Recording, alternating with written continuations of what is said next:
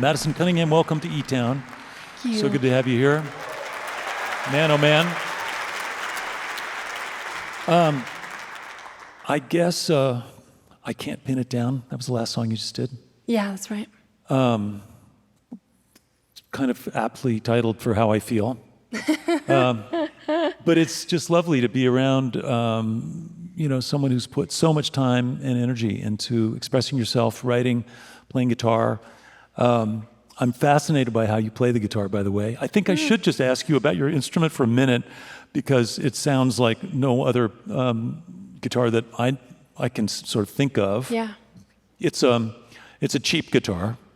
Right. It's historically cheap. I mean, you can buy silver tones for like $100, or you could at one point. You know, it's probably they've probably gone up in value, but the guitar. There are Sears guitars. Right. Yeah. Right. So Exactly. Sears. Yeah. Yeah. I mean, I'm admittedly like not a gear buff. Like I don't know much. You definitely would school me, and I love your guitar playing, by the way. Thank you. Anyway, this instrument that you just heard me play has a few different components that make it unique. It is a silver tone.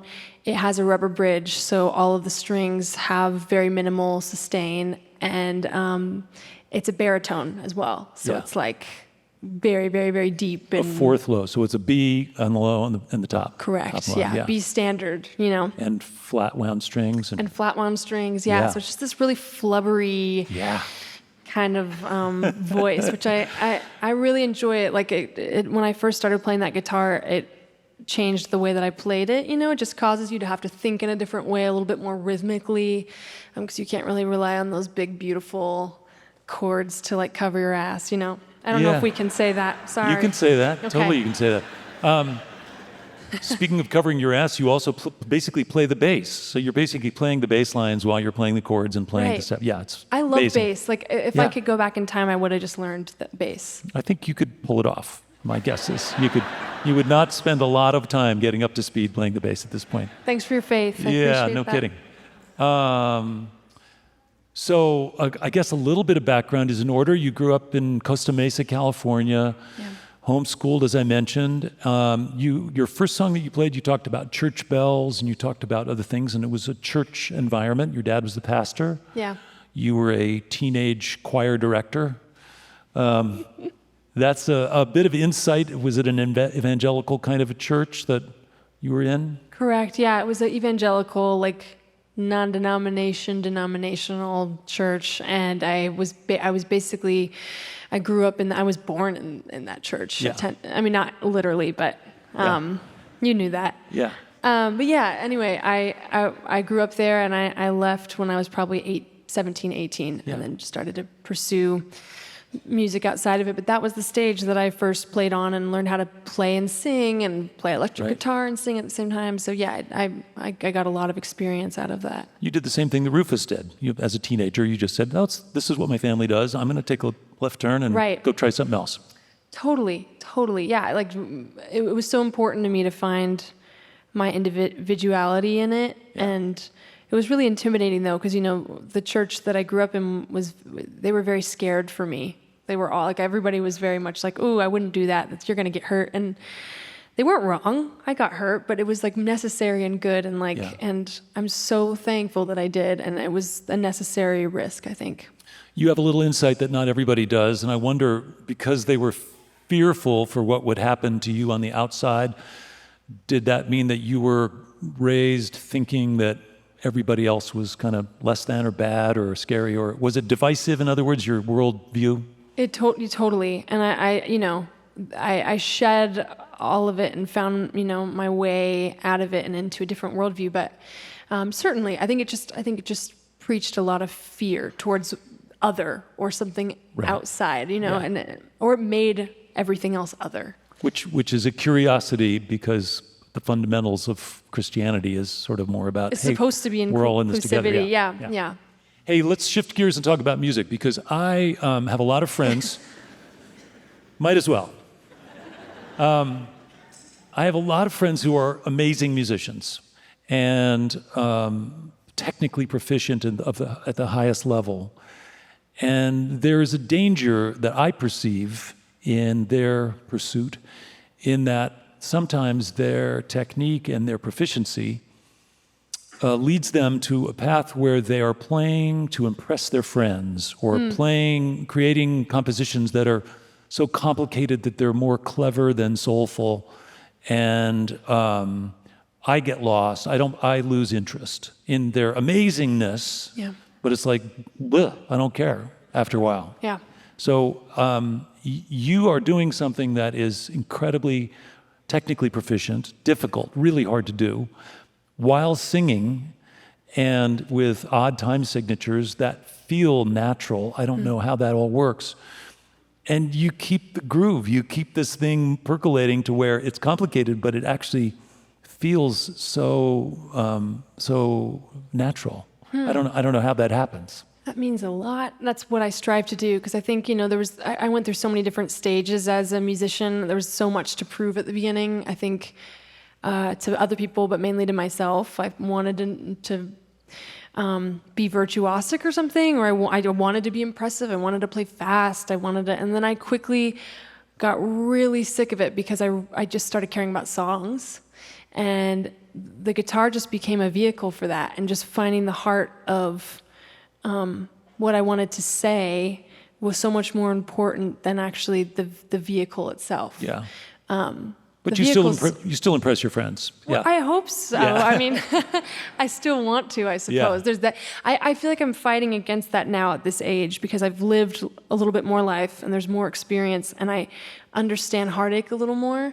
And sometimes, like 1,000 notes per minute doesn't allow you to feel heartache. You know what I mean? And I think I've just tried to just make space for a moment, and for other humans to be like, oh, I feel that, or I want to insert my stuff into it. I think that's really important. Fundamental conundrum between head and heart, essentially. Right, and the 1,000 notes in between. Yeah. Wow. Well, I know along the way, just learning about you introduced me to a woman named Juana Molina, who I hadn't known about before. Maybe you could just share with our audience a little bit about who she is and why she inspires you. When I was 17 years old, I was making my first album. The drummer showed me this artist named Juana Molina, and that was probably the first place I'd ever heard odd time signatures being used. And her approach to guitar was so unconventional and just stunning, and so uniquely herself. And she's from Argentina, and I think she's now maybe 60 years old, and she's still making some of the coolest music I've ever heard. And she's a TV star and a comedian. Yeah, I don't know if she still is, but she was at the height of her fame. She was a star in Argentina, and from what I've read, when she transitioned to music, her fans were quite bummed. But it is the most stunning, innovative music I've ever heard in my life. So, hey, in case you just tuned in, you're listening to eTown. I'm here with Madison Cunningham. I imagine that you spend a lot of time at home playing guitar and I imagine, and I don't know that this is true, but you construct your songs sort of around guitar riffs that you discover. And I know that I will sometimes just spend a long time looking for something and then finding something and then maybe recording it on my iPhone or something like that. Yeah, I think that's kind of where songs start for me. That's usually the impetus is a chord progression or something that kind of draws a melody out of me, and then I figure out what to say kind of from there. But yeah, again, guitar is just it's something that endlessly interests me. So I think that's why it remains to be the vehicle. Although I have to say, the last 4 or 5 months, I've had a really funny relationship with it, and I've just played piano. So when I'm home, that's what I'm doing.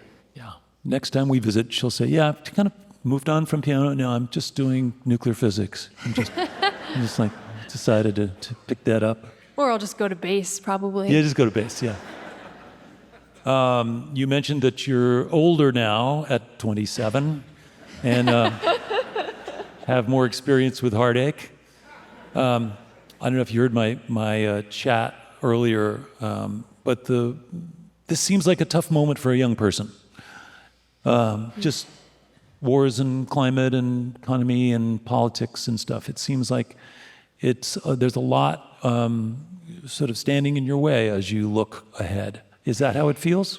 I think I've noticed, And I don't have a lot of other. I mean, I didn't live in any other generation except this one, so not much to compare it to. But I do feel that, like 26, 27-year-olds, people in their 20s are having to just get far more serious about life. I think we're just confronted with it, especially with like the little TVs in our pockets. We're always seeing stuff happening, and I think it's really hard to look away from just generally the disaster that the world is just kind of going through and kind of has always been going through.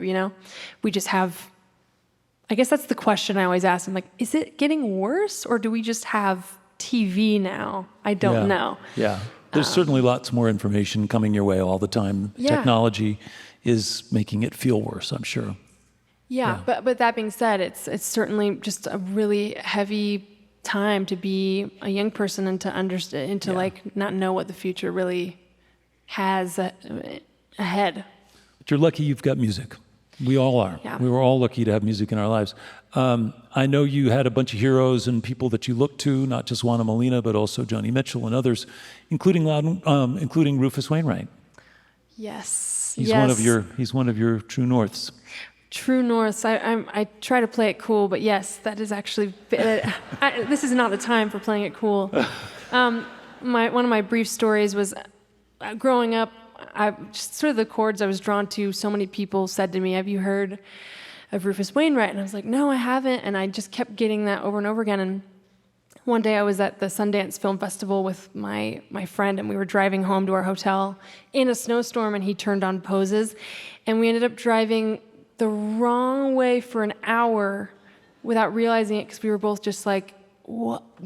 It was like the music of my heart, and I felt like I just like was confronted with it. And so we got lost, but for a good cause. Yeah. For a really good cause. So it's a surreal thing, and in so many ways I feel like I became a better singer just by listening to the way that Rufus constructs his melodies and the way that he uses his breath and how controlled he is, and I just started to study that and listen to it. So Yeah, and you're singing on his new record. yeah, it's mind-blowing stuff. Yeah, all kinds of cool things happen. Yeah.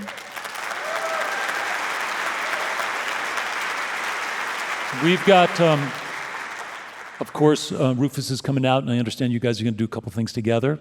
But meanwhile, we've got lots more to hear from you. Yeah. So would you please help me welcome back to eTown, Madison Cunningham.